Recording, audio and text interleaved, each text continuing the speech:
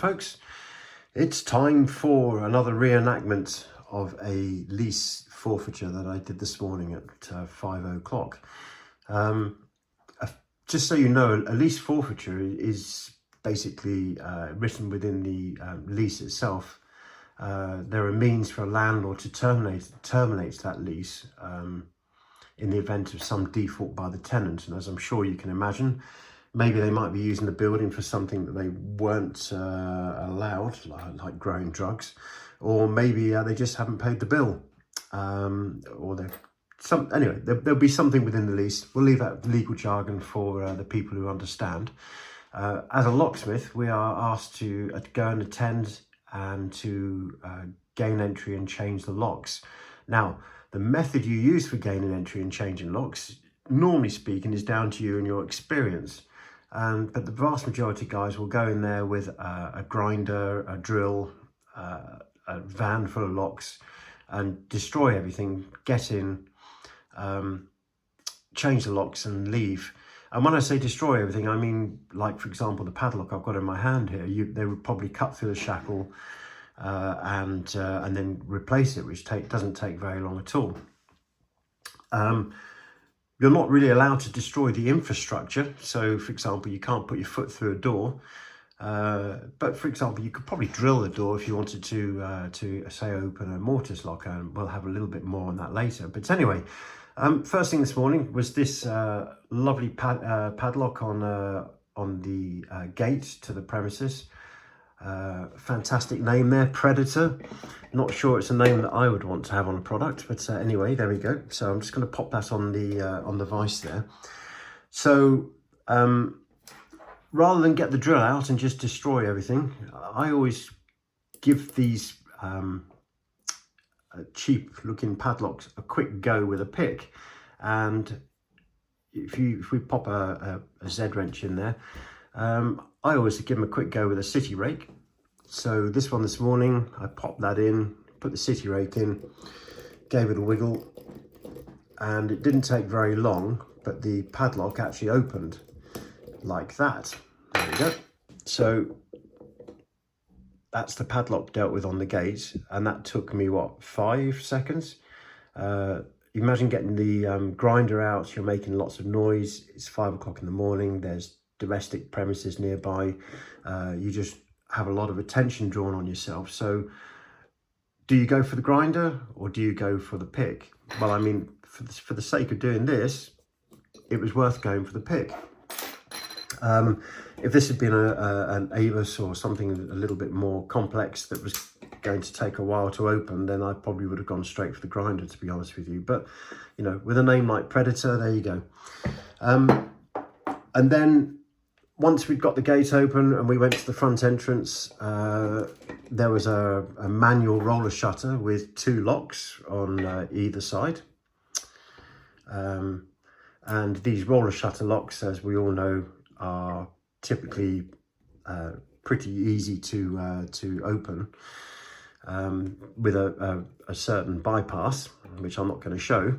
But again, I had the rake in my hand, I had the tension wrench from this morning, so I thought, okay, well, let's just give this a go. So I went for the bottom one, popped the city rake in, gave it a wiggle, and it didn't take very long. It's taken longer now, of course, it's on camera. Let's just reset that. Pop that in the other way around, actually. Let's go there.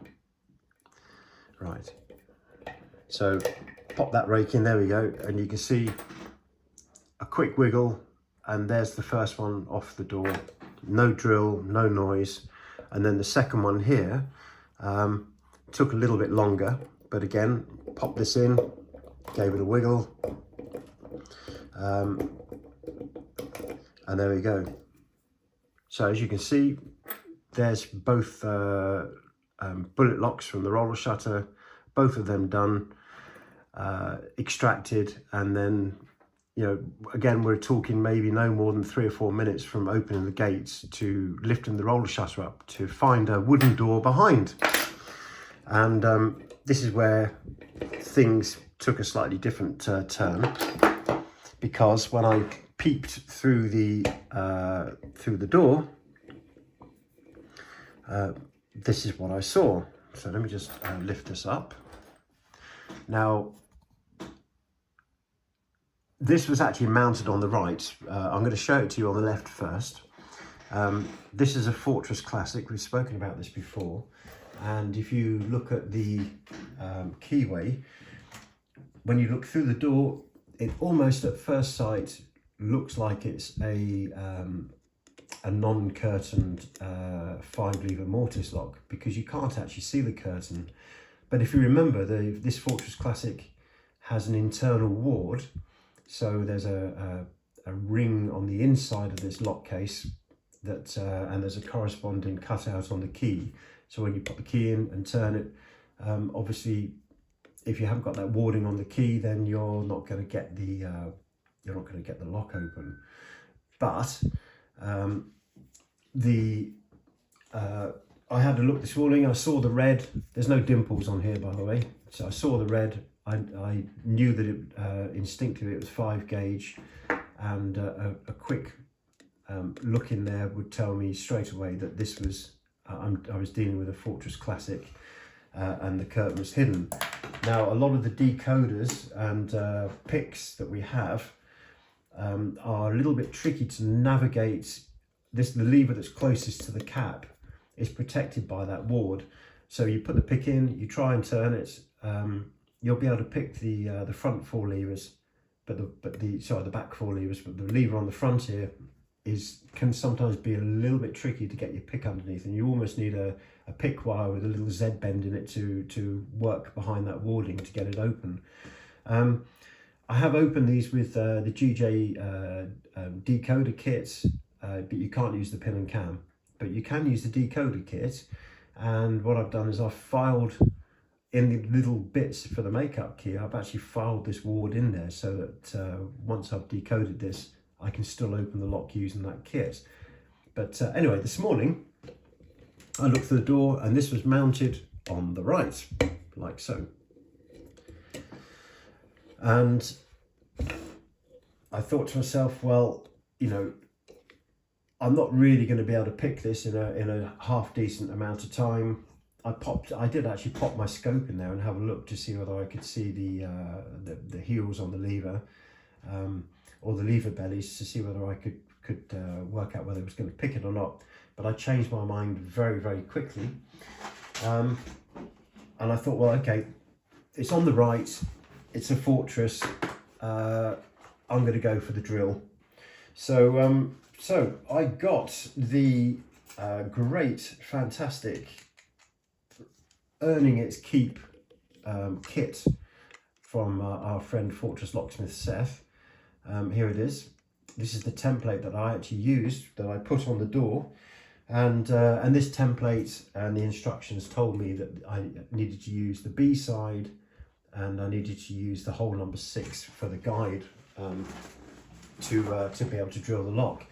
Now, the one thing I do know about these, there are people out there who are saying, oh, it's just a bit of printed plastic and it's just a few keys, and don't buy them, they're a waste of money. Actually, that's not true, because as I said on my original review of Seth's kit, the peace of mind that this buys you on the door it's priceless, basically. So you can put this you can put his template in there with this indexing key, which is brilliant, and then you can mark on the door. Obviously I unscrewed the handle, by the way. You mark on the wood behind where you want this hole to be, and then once you've taken that out, you can then get the drill and start drilling the hole. And I'm going to be honest with you, I know that Seth's done his research for these holes and he's tested them over and over and over again. So, you know, rather than worry about, well, does hole B6, does it actually cut the mustard, and is it going to get to the right place on this bolt on the right hand side? I didn't worry about it at all. I just went straight for it. The only thing that I would recommend anybody do if they've got a lock like this on the right in the door frame is to make sure that it's fully thrown. So you can see here we've got It's not a lot, it's only about 2 or 3 millimeters of movement, but you can imagine that if it's moved in by just a small amount, or moved out by a small amount, then obviously the position of the hole in relation to the talon and the lever pack is going to be changed by minute differences, and actually those minute differences can make the difference between getting the door open quickly or having an absolute nightmare of a job where you've got to drill more than one hole in a lock case to be able to withdraw the bolt, and at the very worst, a big hole where you then in tears extract all the levers out one at a time with a pair of pliers, which, as you can imagine, is going to be really difficult with the bolt on this side. So yeah, it's a no-brainer.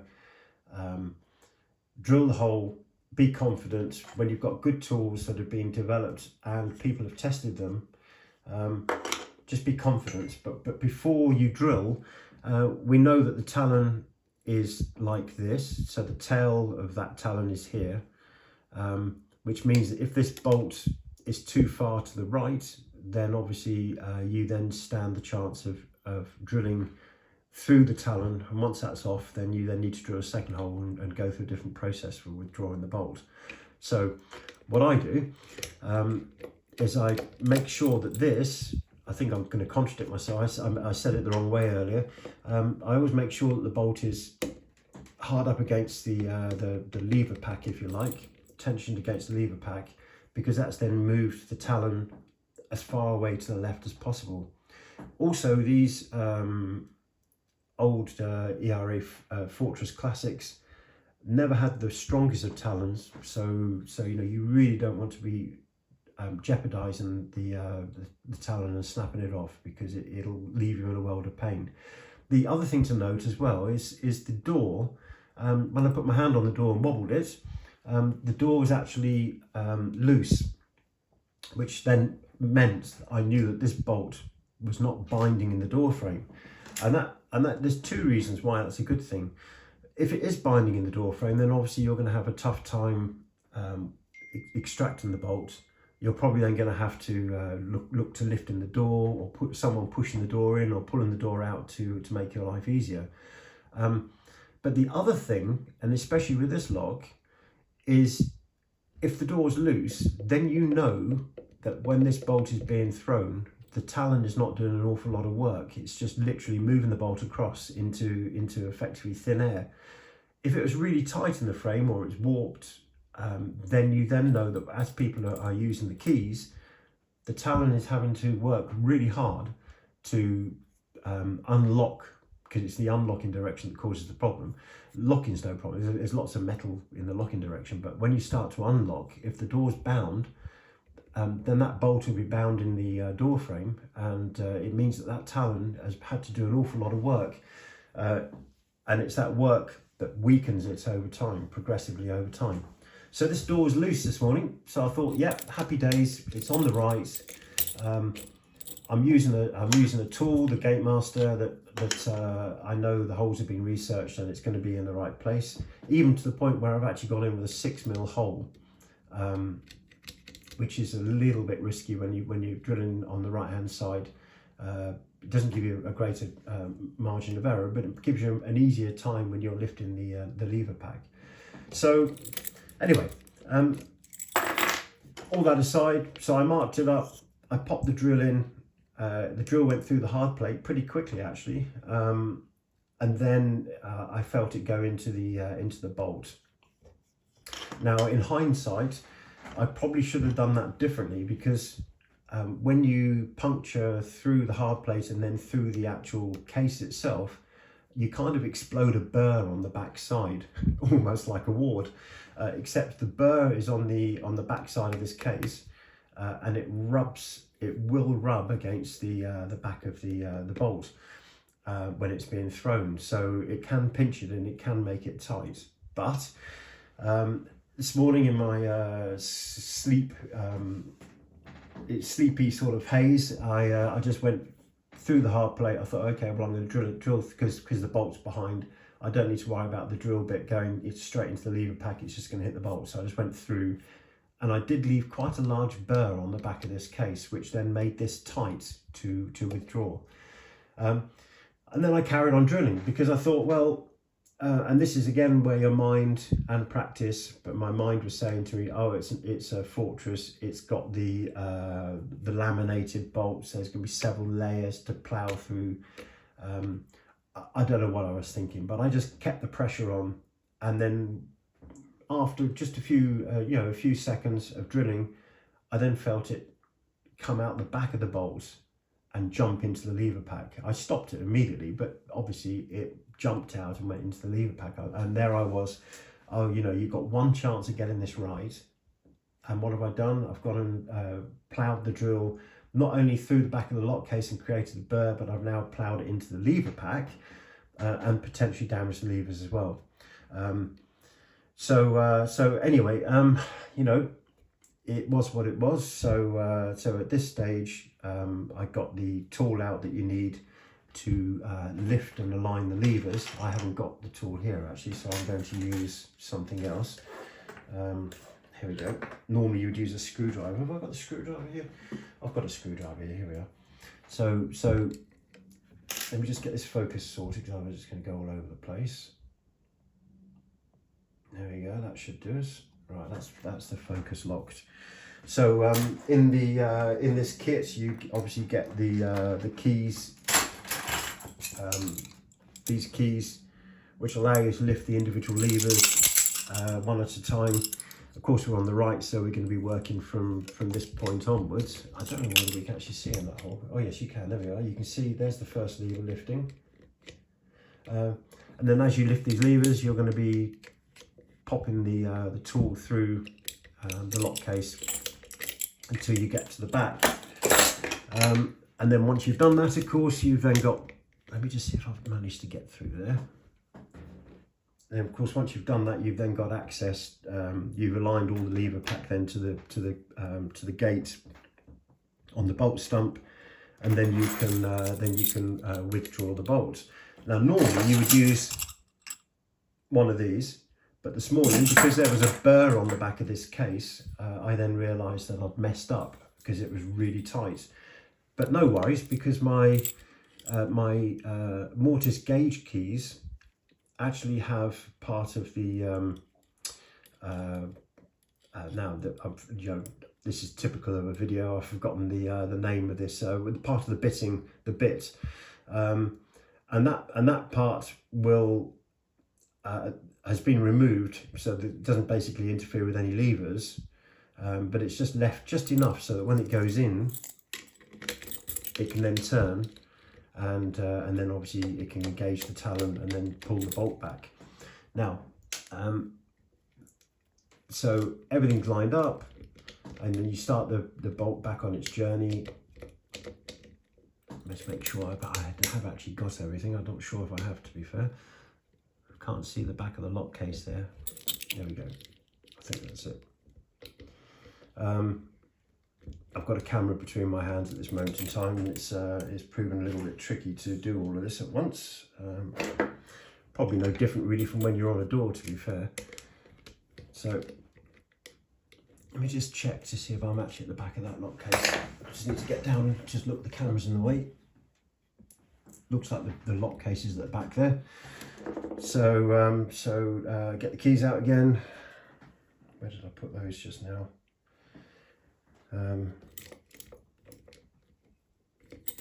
So obviously line all these the lever pack up, and then you can then obviously withdraw the bolt through the gates, which I would really like to be able to do. There we go. Okay, it's on its journey.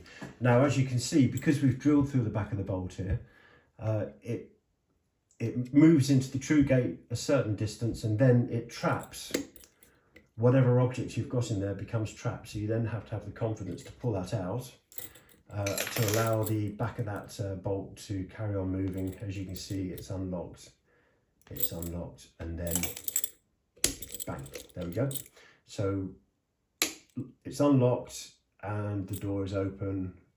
At this point, we go into the building and do what we need to do inside, with the alarm going off and you know, all sorts of rush to change the locks and screwdrivers and such the like.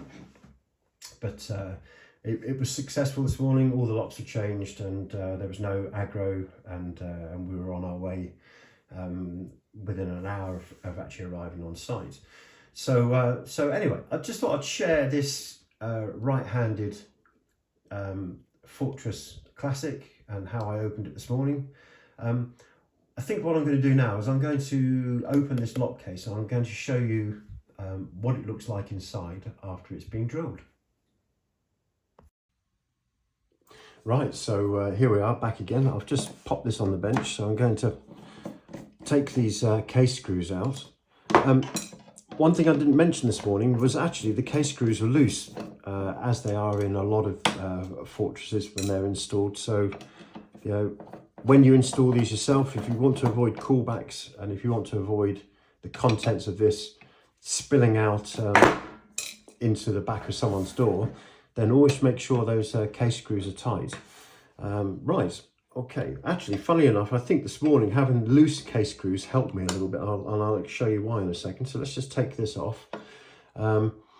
So this is the Fortress Classic, and you can probably just see there where my thumb is. That's the ward on the cap, so the internal warding.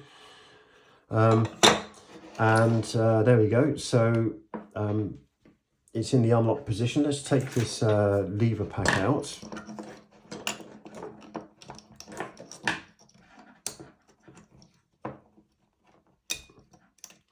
Just making a there we are, making a pig's ear of this. Let's just take them out. I'm not too interested really in the order of those.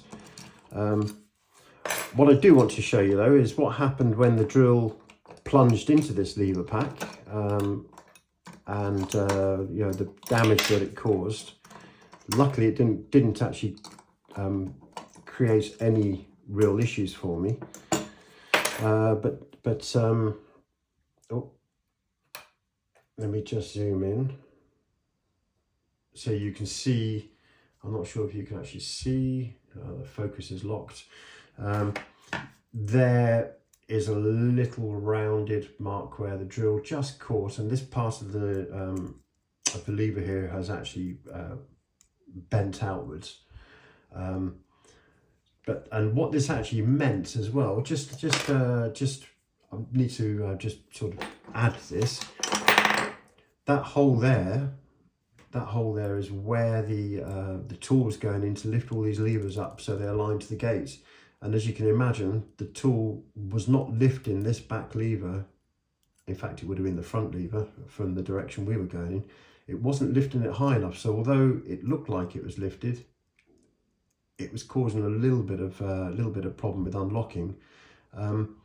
But you know, luckily enough, this was bent, which meant that the bolt stump was still able to pass through, and didn't cause me too much of a problem, and it didn't bind either, which is really interesting. So that's the lever 5, and then the lever 4 had a very small nick on the corner there. I mean, it's just, we're talking about a very, very small catch. The rest of these levers were all in good shape. So there you can see the hole that I've been talking about. So this is the obviously the curtain for the Fortress Classic, and as you can see, it's totally different from the standard or the more modern ERA Fortress, in as much as this sits or sleeves over the warding, which you can see there on the inside of the case, as well as on the cap. So that curtain is designed to actually sleeve over there, as you can see. The keys that I've got, the gauge keys that I've got that I use to open it, you can actually see the ward has been cut into this key. That's really lucky, because when that is in the lock and it's turning, you can see that it allows the ward to pass through. Whereas if this was just a square key, I wouldn't have been able to use it. I've just noticed actually on the keys that Seth's used, a square, there's no ward. There might be a slight ward on there actually, but that, as you can see, that that key is not turning in that lock in that position. So yeah, there we go. That would actually have a difficulty lifting that lever on the end there if you were to try and do it, if you were to try and lift using that key. Only on this lock, mind you, so only on this warded lock, and there's not many of them left out there. There seems to be quite a lot of them in the Midlands, to be fair, but I don't think there's that many out in the real world. So let's have a look at the bolts. So here you can see the hole was bang on the money. There's the bolt stump, and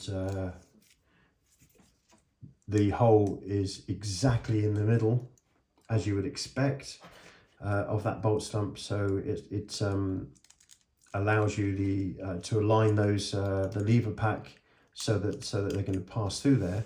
And if you look at the actual talon itself here, although it's actually drilled through the back of the talon there, there's still a lot of metal left at this part here.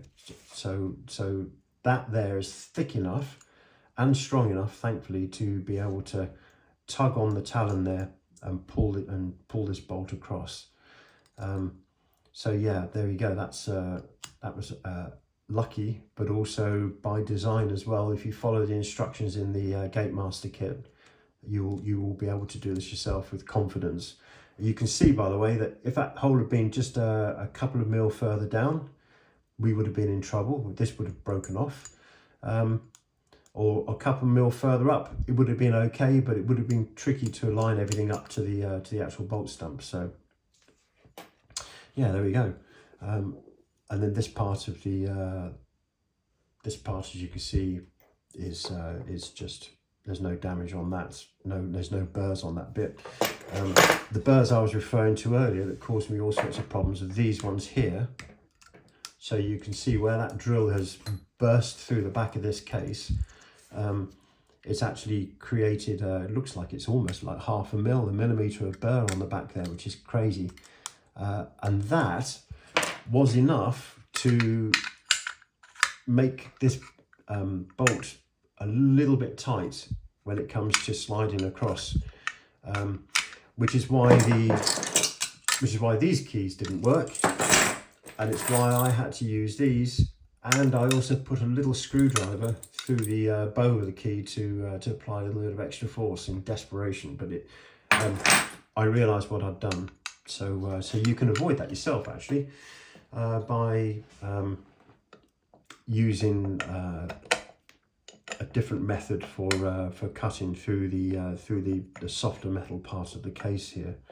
I think I've got one here. It's a flat milling bit, which you can then pop into your drill, and this tends to burst through the case. There we go. This actually comes with the Gate Master. You can see it's flat. So when that hole started to propagate into this case, I could have swapped to that, and then that would have gone through and not caused that burr and not caused the problem. But I didn't do that this morning. So yeah, there we are. All in all, it was successful. Everything happened. Arguably you could say it's a gamble, but it always is a gamble. Every day is a gamble in this job. Do you make the right decisions? Sometimes you make the wrong decisions, and you have to know the way of getting out of it, and that's just all down to the experience that we gain daily on the job. You never stop learning, which in fact is what makes this locksmith job so mentally stimulating and enjoyable. Is the fact that you never do stop learning, and lots of people are there to help you and nurture you and share their experience, which is hopefully what I'm trying to do now. So if you know all this stuff, there's no need to be offended. I'm not trying to teach you the psych eggs. This is maybe for people who haven't quite got that confidence yet to fully understand about drilling through the back of a lock, and what the implications are. Right, okay, well, I'm not sure what else there is to say. There is an alternative drill point on these, but I'm not going to talk about that. For the time being, it's probably a good idea just to focus on the fact that you can drill with confidence using a proper template, well-developed template kit, and work to get the lock open. All right, guys, there we are. Thank you very much for your attention and for watching it. I don't know how many of you have actually made it all the way through to the end here. If you have, well done. Well, I'll see you after the next one. Cheers. Bye for now.